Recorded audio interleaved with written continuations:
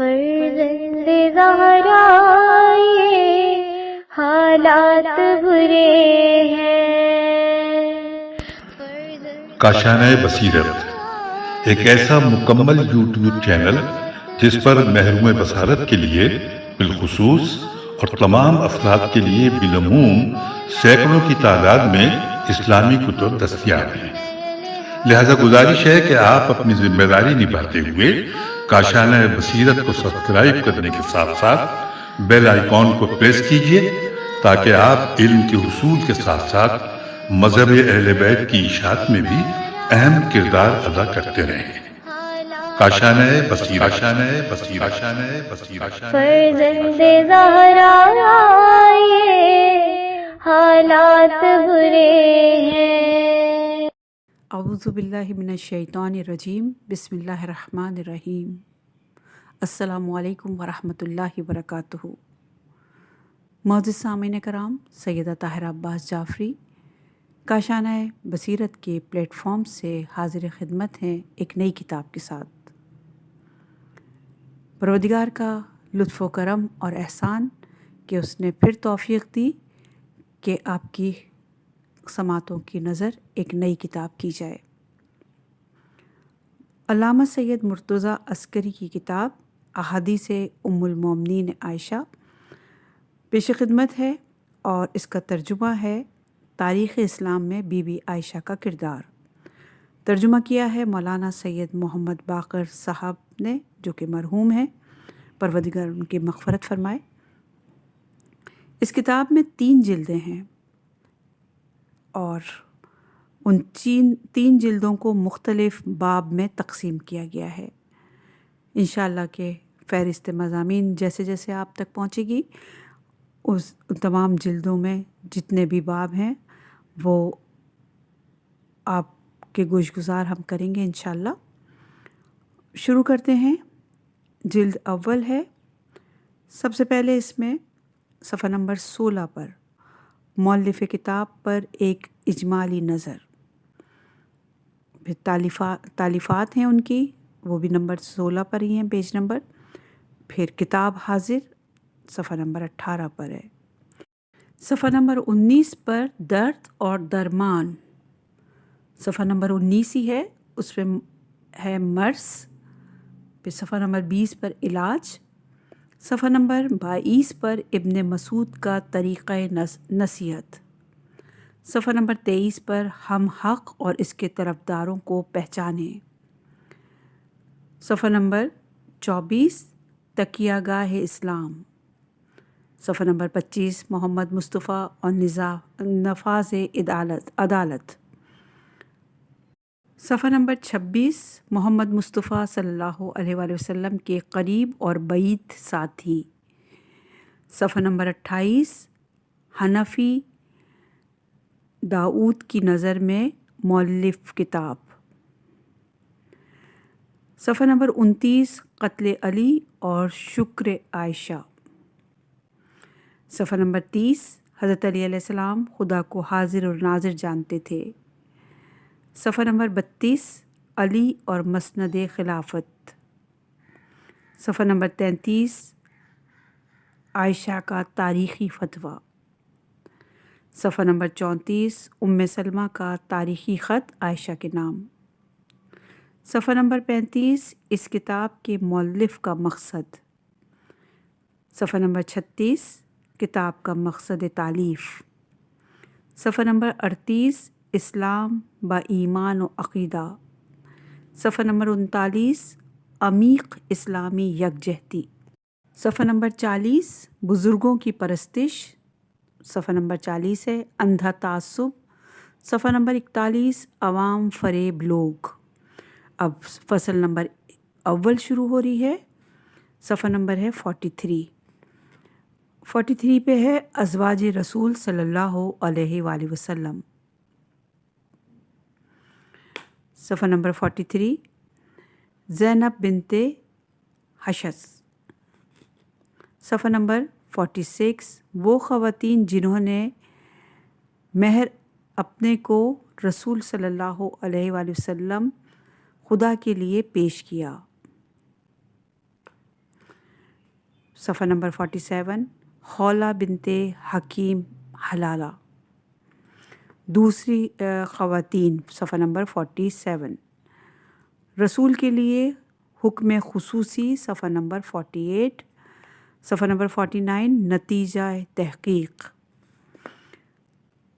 عنوان ہے عائشہ رسول صلی اللہ علیہ وآلہ وسلم کے گھر میں، صفحہ نمبر 51 پر، صفحہ نمبر 51 ہے رشک اور غیرت، صفحہ نمبر 52 راتوں کا تعاقب، عنوان ہے عائشہ اور دیگر ازواج رسول صلی اللہ علیہ وآلہ وسلم، صفحہ نمبر 55، صفحہ نمبر 55 مڈ بھیڑ سو تباہ،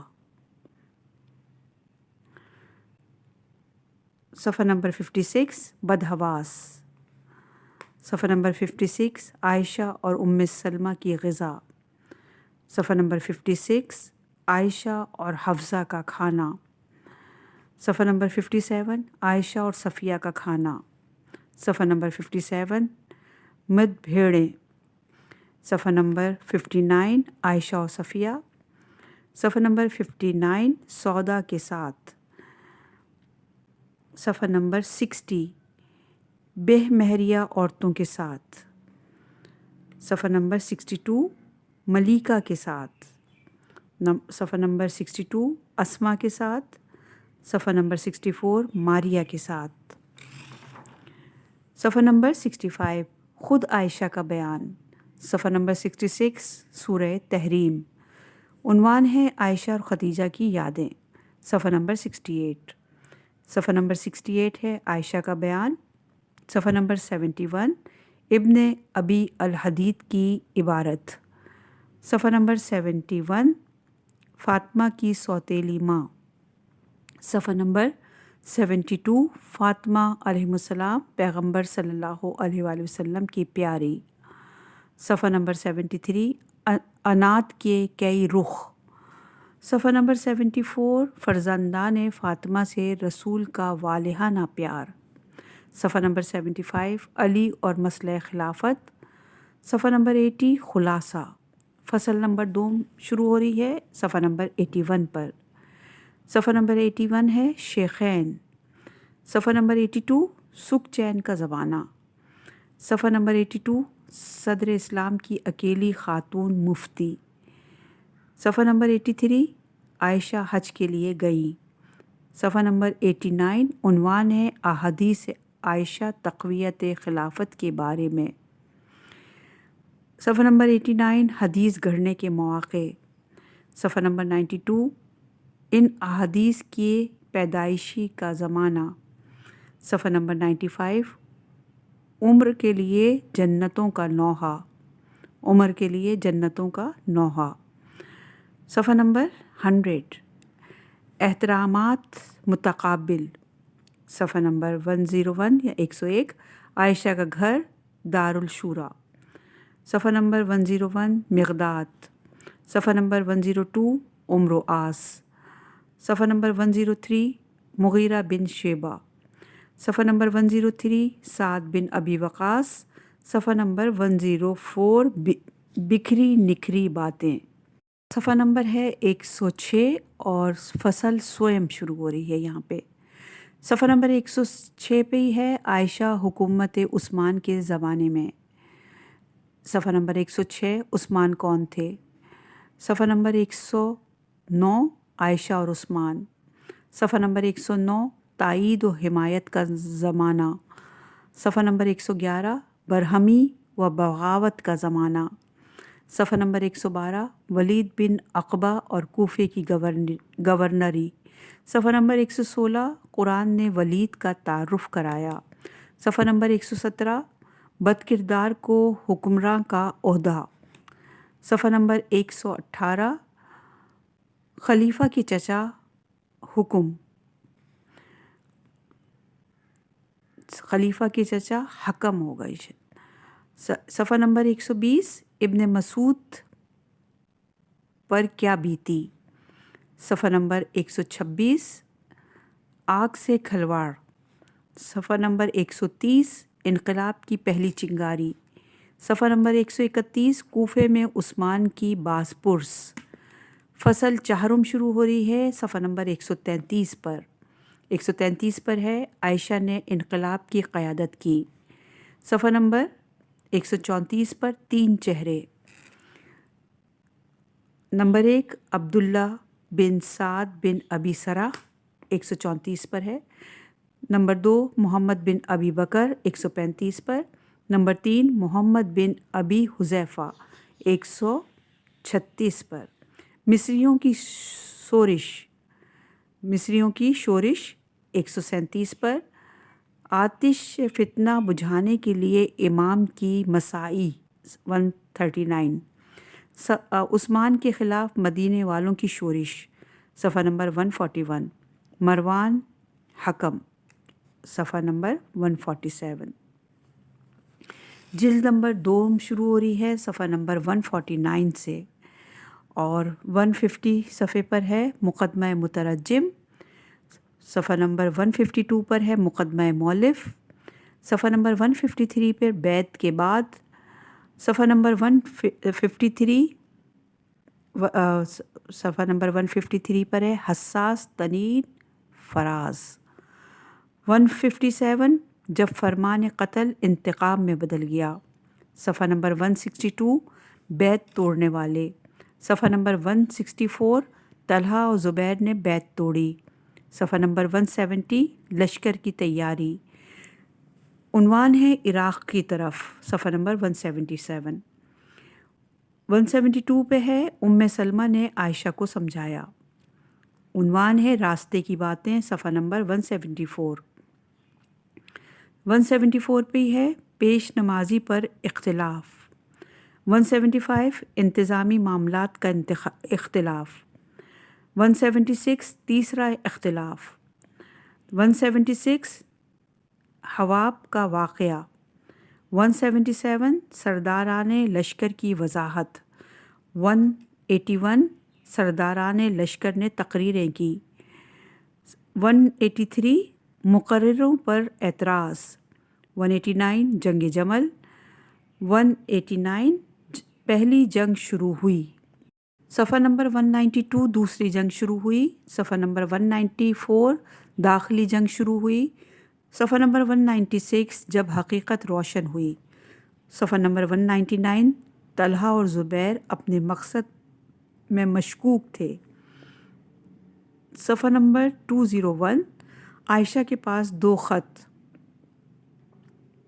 نمبر 2 حفصہ کو خط. صفحہ نمبر 202 علی کا لشکر مدینے سے چلا. صفحہ نمبر 204 لشکر علی ربضہ میں. صفحہ نمبر 207 لشکر علی ذیقار میں. صفحہ نمبر 208 ذیقار میں حضرت علی علیہ السلام کی دوسری تقریر. صفحہ نمبر 211 پر ہے. لشکر علی زاویہ پہ. صفحہ نمبر 212 پہ گورنر بصرہ کو طلحہ و زبیر کا خط. صفحہ نمبر 215 امیر المومنین کا خط اپنے گورنر بصرہ کے نام. صفحہ نمبر 217 شعلہ بار تقریریں. صفحہ نمبر 220 مرد ہشمی نے تقریر کی. صفحہ نمبر 220 طلحہ کی تقریر. صفحہ نمبر 221 زبیر کی تقریر. صفحہ نمبر 222 عائشہ کی تقریر. صفحہ نمبر 222 پہلی جنگ. 224 صلح اور صلح نامہ. 226 صلح نامے کا متن ان 5 دفعات پر مشتمل تھا. صفحہ نمبر 226 پر ہے.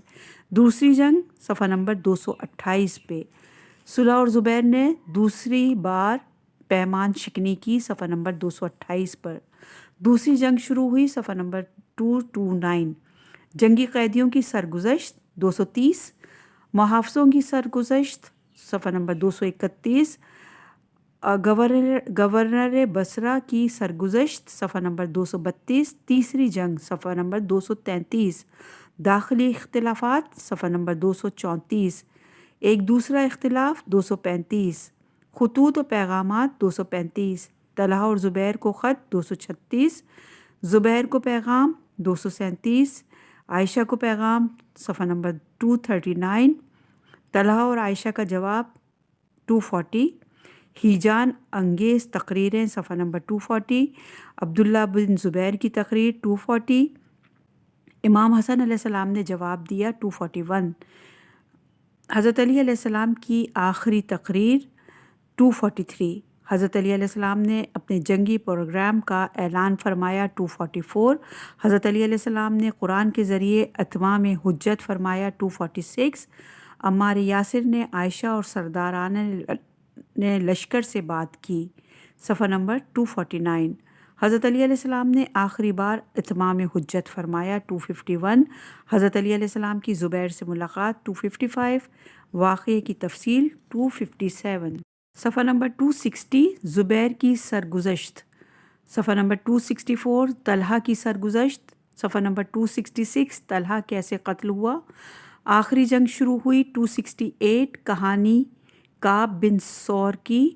عائشہ کے اولین لجاب بردار، صفحہ نمبر 270، کعب بن سور کون ہے، صفحہ نمبر 271، اونٹ کی لجام قریش کے ہاتھ میں 273، اونٹ کی لجام بنی نہیہ کے ہاتھ میں، صفحہ نمبر 274، لجام قبیلہ ازد کے ہاتھ میں 275، ایک عجیب داستان 276، رز خوانیہ 277، عبداللہ اور مالک اشتر کی جنگ 283، جنگ اپنے شباب پر پہنچ گئی 286، رد و لشکر کا شعار 288، جنگ کا خاتمہ 289، عائشہ سے کچھ باتیں 291، حضرت علی نے عائشہ سے گفتگو کی 292، عمار نے عائشہ سے بات چیت کی 292، فتح کے بعد معافی 293، عام معافی 293، اعتراض اور علی علیہ السلام کا جواب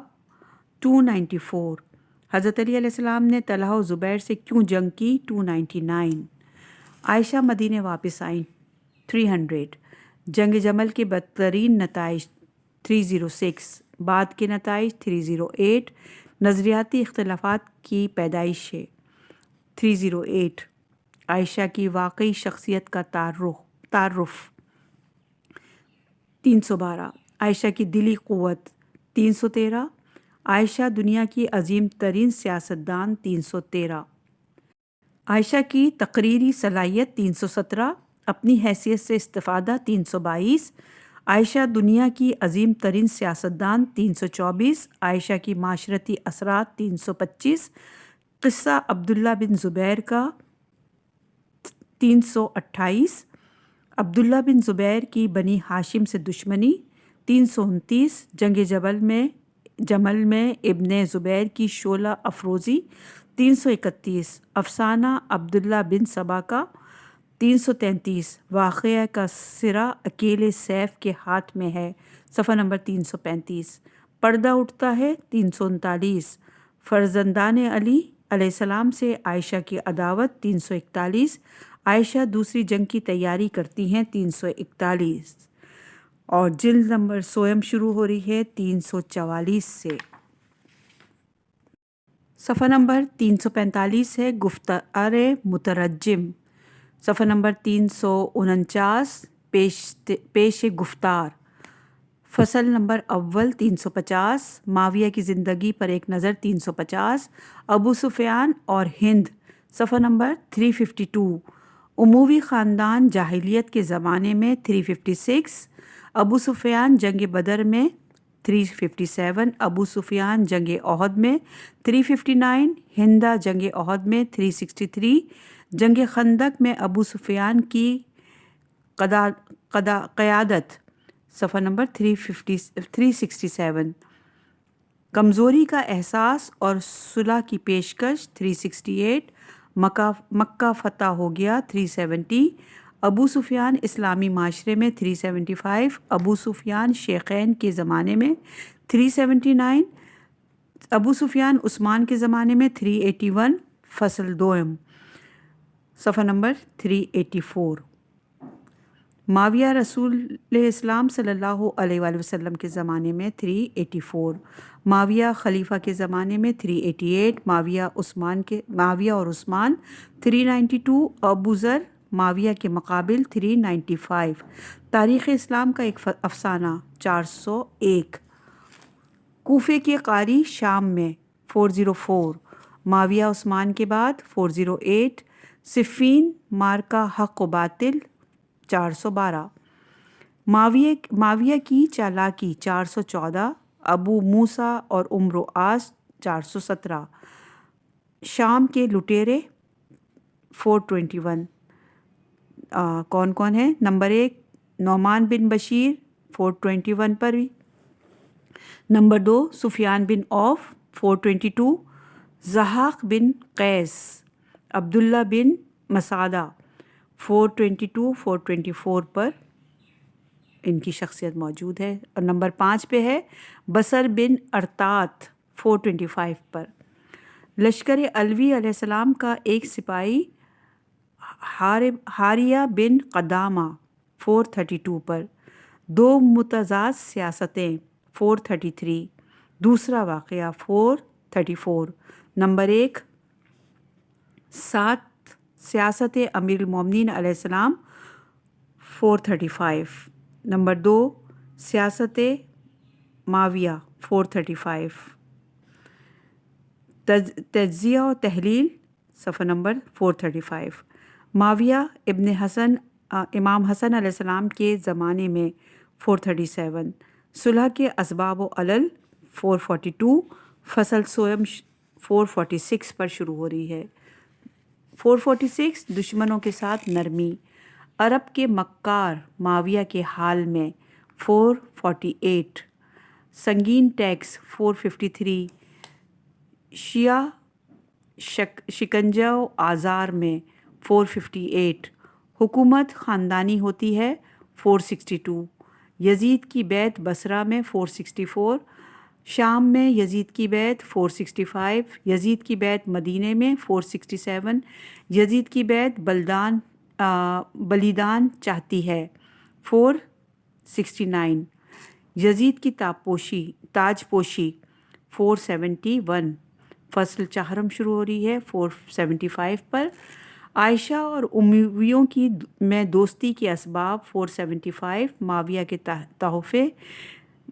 تحفے 477، اموی حکومت میں عائشہ کا رسوخ 480، عائشہ اور معاویہ کا ایک دوسرے پر چوٹ 481، قتل محمد بن ابی بکر 483، عبد الرحمن بن ابی بکر کو زہر دیا گیا 487، عائشہ جنگ جمل سے عائشہ کی شرمندگی 492، عائشہ مرنے سے پہلے 494، فصل پنجم شروع ہو رہی ہے 496 سے، اور 496 پہ ہے عائشہ کی سخاوت، 499 پر خاندانی تعصب، 502 پہ عائشہ کی خطابت، عائشہ کی خطابت، 505 عائشہ کی زندگی میں فاخرہ لباسی، 507 مسئلہ رضاعت میں عائشہ کا نرالا فتویٰ 507 پر ہے، عائشہ کی زندگی کے چند گوشے 512 پر، فصل ششم شروع ہو رہی ہے 519، معاویہ کی زندگی پر ایک طائرانہ نظر 519، زمانہ معاویہ میں حدیث سازبان 521، معاویہ اور بنی امیہ کے بارے میں بزرگوں کا فیصلہ 525، اپنے کرتوت پر جعلی حدیثوں کا غلاف 529، معاویہ کے مقابلے میں بعض دلیروں کا کردار 534، بلاد اسلامی کے ممبروں سے امیر المومنین پر نفرین 540، بعض لوگوں کا لعنت سے گریز 543، معاویہ کا آخری ہدف 547، عائشہ کی ایک حدیث 551، تحقیق اور نتیجہ 552، زندگانی عائشہ کی تحقیق کا مقصد 553، ایک حدیث کے سلسلے میں علماء اہل سنت کی توجیہ 558 پر۔ جلد اول کا آغاز ہو رہا ہے۔ مؤلف کتاب پر ایک اجمالی نظر۔ مؤلف کتاب علامہ سید مرتضیٰ عسکری جمادی الثانی 1333 ہجری بمطابق 1914 میں شہر سامرا عراق میں پیدا ہوئے۔ آپ کے والد سید محمد اسماعیل جو عالم دین اور آیت اللہ مرزا محمد شریف تہرانی عسکری کے داماد تھے، ایران کے شہر سادہ سے ہجرت کر کے سامرا میں مقیم ہو گئے تھے۔ بچپن ہی میں علامہ سید مرتضیٰ عسکری کے سر سے باپ کا سایہ اٹھ گیا تھا۔ آپ نے 10 سال کی عمر میں دروس سے حوزی کا آغاز کیا۔ 1350 ہجری میں قم تشریف لائے اور یہاں درس کا سلسلہ شروع کیا اور اپنے کچھ ساتھیوں سے صلاح اور مشورے کے بعد تفسیر اور علوم قرآن، احادیث، غیر فقہی اور کلامی کتابوں کے تدریس کی تحریک چلائی، مگر اس میں ناکامی کی وجہ سے دل برداشتہ ہو کر 1353 ہجری میں دوبارہ سامرا واپس چلے گئے۔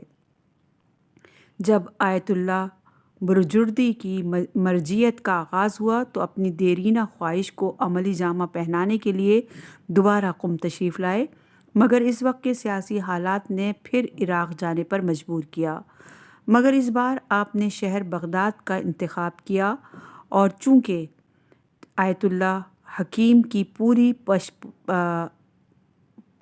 پشپناہی حاصل تھی، لہٰذا عراق کے مختلف شہروں میں شیعوں کے لیے ہاسپٹل، لون دینے کے ادارے اور کتب خانے بنوائے۔ بغداد میں بہت بڑا ہاسپٹل اور اصول دین کالج قائم کیے۔ علمی اور رفاہی فعالیتوں کے ساتھ ساتھ آپ کی سیاسی فعالیت بھی بہت زیادہ تھی، چنانچہ حکومت وقت کا مقابلہ کرنے کی خاطر علماء کی کمیٹی بنام جماعت العلماء بغداد الکاظمیہ کی رہنمائی کرتے تھے۔ اسی وجہ سے 1968 میں بعثی حکومت نے گرفتار کرنا چاہا، مگر آپ مخفی طور سے بیروت چلے گئے۔ آپ کے اساتذہ میں آیت اللہ آقا مرزا حبیب اللہ اشتہاردی اور امام خمینی قابل ذکر ہیں۔ آپ کے علمی فیوز کا سلسلہ اب بھی جاری ہے۔ خدا آپ کو طویل عمر عنایت فرمائے، آمین۔ کتاب حاضر زیر نظر کتاب احادیث ام المومنین عائشہ کا ترجمہ ہے۔ یہ کتاب 4 جلدوں پر مشتمل ہے۔ شروع کی 3 جلدیں حضرت عائشہ کے حیات و کارنامے سے متعلق ہیں اور چوتھی جلد ان سے مروی احادیث سے متعلق ہے، جن کا اردو ترجمہ مولانا سید محمد باقر صاحب مرحوم سابق مدیر اصلاح کھجواں بہار نے کیا تھا اور اسی ادارے سے شائع ہوئی تھی۔ علامہ مرتضیٰ عسکری نے اس کتاب میں اس بات کی وضاحت کی ہے کہ بہت ساری احادیث پیغمبر صلی اللہ علیہ وآلہ وسلم میں تناقض سے اور اس میں کی بعض حدیثیں قرآنی مفاہیم سے مطابقت بھی نہیں رکھتی، بلکہ ایسی بھی حدیثیں ہیں جو عقل و منطق سے بہت دور ہیں۔ انہی سے دشمنان اسلام سے سوء استفادہ کرتے ہیں۔ انہی حدیثوں سے دشمنان اسلام سوء استفادہ کرتے ہیں۔ مؤلف نے اس بات کی نشاندہی کی ہے کہ دور یزید تک کی صحیح تاریخ اسلام کو سمجھنے کے لیے ضروری ہے کہ حضرت عائشہ کی روایتوں اور حدیثوں کی پوری چھان بین کی جائے، کیونکہ صدر اسلام میں رونما ہونے والے حوادث میں انہوں نے کلیدی رول ادا کیا ہے۔ اسی وجہ سے ان کی حدیثوں پر تحقیق کرنے سے پہلے مؤلف نے ان کے حالات تحریر کیے ہیں تاکہ اس روشنی میں ان کی حدیثوں پر ایک نظر کی جائے، کیونکہ ان کی سیرت عام ازواج سے مختلف نہیں ہے۔ نیز مؤلف نے بڑے ٹھوس دلائل سے ثابت کیا ہے کہ حضرت عثمان کے قاتل کوئی اور نہیں بی بی عائشہ ہیں، کیونکہ خلیفہ اول اور دوم کی طرح حضرت عثمان کی بھی انہوں نے تائید کی، مگر بعض وجوہات کی بنا پر ان سے روٹھ گئی اور لوگوں کو ان کے خلاف ورغلانے لگی، یہاں تک کہ ان کے قتل کا حکم دے دیا۔ حضرت عثمان کے قتل کے بعد حضرت علی علیہ السلام کی مخالفت پر اتر آئیں اور اس سلسلے میں کسی چیز سے دریغ نہیں کیا، یہاں تک کہ نوبت جنگ جمل تک پہنچی اور آپ بنفس نفیس اس میں شریک ہوئی۔ حضرت علی علیہ السلام سے ان کا بغض اس حد تک پہنچ گیا تھا کہ جب شہادت حضرت علی علیہ السلام کی خبر ان تک پہنچی تو وہ بولی، آج عائشہ کی دیرینہ خواہش پوری ہو گئی۔ حقیقت یہ ہے کہ حضرت عائشہ کی حیات اور کارناموں سے متعلق اس سے جامع کتاب دیکھنے میں نہیں آئی۔ اسی وجہ سے مولانا سید علی اختر صاحب قبلہ گوالپوری مترجم الغدیر نے اس کا ترجمہ شروع کیا، مگر ابھی تیسری جلد کے ابتدائی چند صفحوں سے آگے ان کا ترجمہ نہیں پہنچا تھا کہ اجل نے مہلت نہیں دی اور چند دنوں کی علالت کے بعد اس دار فانی سے کوچ کر گئے۔ خدا مرحوم کو جوار معصومین علیہ السلام میں جگہ عنایت فرمائے۔ مرحوم کے بعد اس کتاب کے ترجمے کی تکمیل کی ذمہ داری پھر میرے سر آئی۔ میں نے اس ارادے سے کہ ترجمہ ناقص نہ رہ جائے، ٹوٹے پھوٹے الفاظ میں کتاب کو اردو کا ملبوس دے دیا۔ خدا اس کو قبول فرمائے۔ والسلام۔ سید کرار حسین رضوی، گوپال پوری۔ پیش گفتار۔ درد اور درمان، مرض۔ مسلمانوں کی لاچاری، آپس کا تفرقہ اور اختلافات اور اسلامی معاشرے کی الٹے پاؤں واپسی کا سب سے بڑا سبب تعصب شدید اور اندھی تقلید ہے۔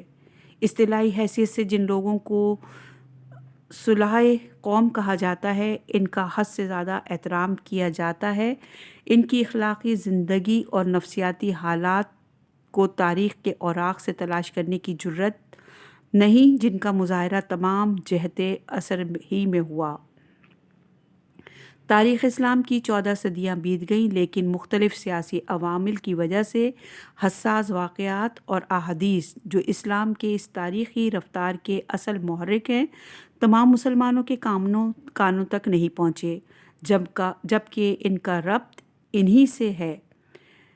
آج کسی سے پوشیدہ نہیں کہ ہر معاشرے میں ہر قوم کے درمیان دین کے راستے سے غرض مندانہ کارروائی اور نفوذ شخصی مفادات کی پیش رفت بہت آسان اور قطعی نتیجے سے قریب ہے۔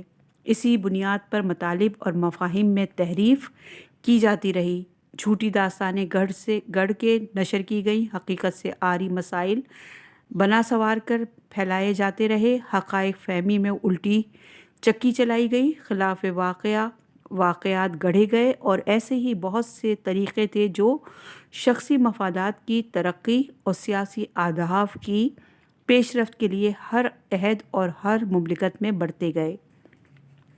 ان وسیلوں سے مسلمانوں کے درمیان جہاں تک ممکن ہوا اختلاف اور تفرقہ کے ستون زیادہ سے زیادہ مستحکم کیے گئے، اور ارباب اقتدار نے اپنے سیاسی مقاصد کو چمکانے کے لیے پھوٹ ڈالنے کا ہر جتن کر ڈالا، اور اختلاف کو مزید جاندار بنانے میں کوئی کسر نہیں اٹھا رکھی۔ گزرتی صدیوں کے ساتھ وہ مضامین اور داستانیں گڑھے ہوئے تحریف شدہ مسائل کو ذہنوں میں راسخ کیا گیا کہ ان کو نظریات اور عقائد کی شکل ذہنوں میں اتارا گیا، سینہ بسینہ نسل در نسل منتقل کیا گیا، اور آخر کار اوضاع اور احوال ایسے سامنے آئے کہ صدیوں سے قومیں جس کی شاہد اور ناظر ہیں، ایسی تاریخ وجود میں آئی کہ صحت مند فکریں سربا گریبان ہیں اور حقائق کی بازیابی کے لیے حیران اور پریشان ہیں۔ علاج: یہ انحراف حقیقت محض تاریخ اسلام ہی سے مخصوص نہیں، ہر مذہب و ملت میں تاریخ کا یہی حال ہے، لیکن یہ طے شدہ ہے کہ حقائق کو یکسر ختم نہیں کیا جا سکتا۔ انحرافی وسائل جس قدر بھی قومی ہوں، انہیں پورے طور سے ملیا میٹ نہیں کیا جاتا، لیکن اس درمیان جو چیز عام حالات سے زیادہ اہمیت رکھتی ہے وہ یہ ہے کہ ان حقائق کو واپس لانے کی ہمت کی جائے، ہزاروں باطل میں سے حق کو پا لیا جائے، قطعی دلیلوں کے ساتھ، جسے دنیا پسند کرے اس کا علاج کیا جائے اور اس کا پرچار کیا جائے۔ عظیم دانشور جناب سید مرتضیٰ عسکری نے اپنی مشہور کتاب احادیث ام المومنین عائشہ کی تالیف کے ذریعے عظیم کارنامہ انجام دیا۔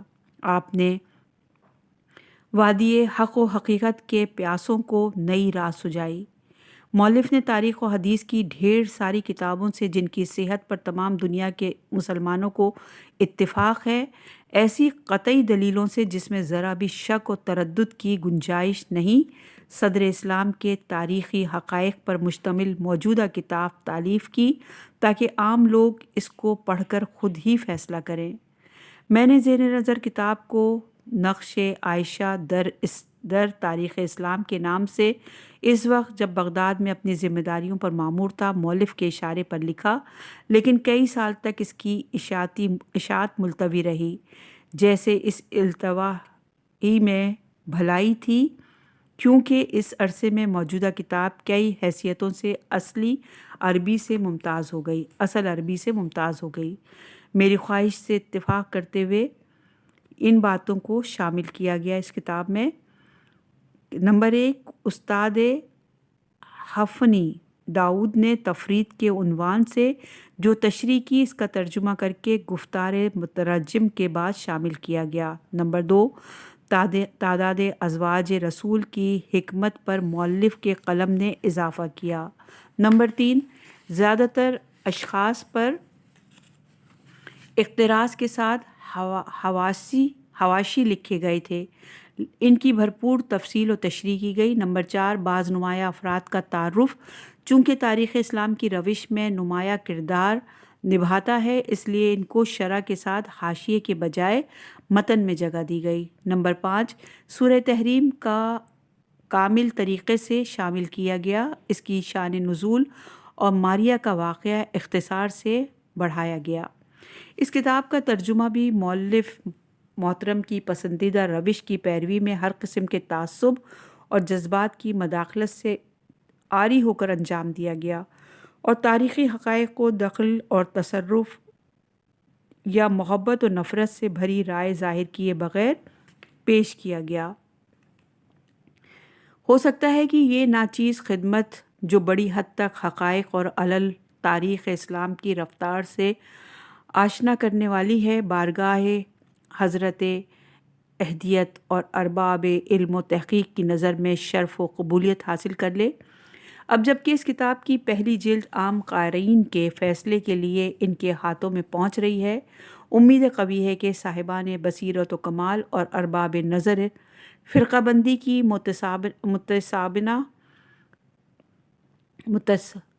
متعصبانہ اور جانبدارانہ رائے سے الگ ہو کر صحیح علمی بنیاد سے سرشار اپنی استدلالی تنقید سے ناشر کو ضرور مطلع فرمائیں گے، جو انشاءاللہ بعض جلدوں میں شائع کی جائے گی۔ عطا محمد سردار نائیہ، تہران، 1367 ہجری۔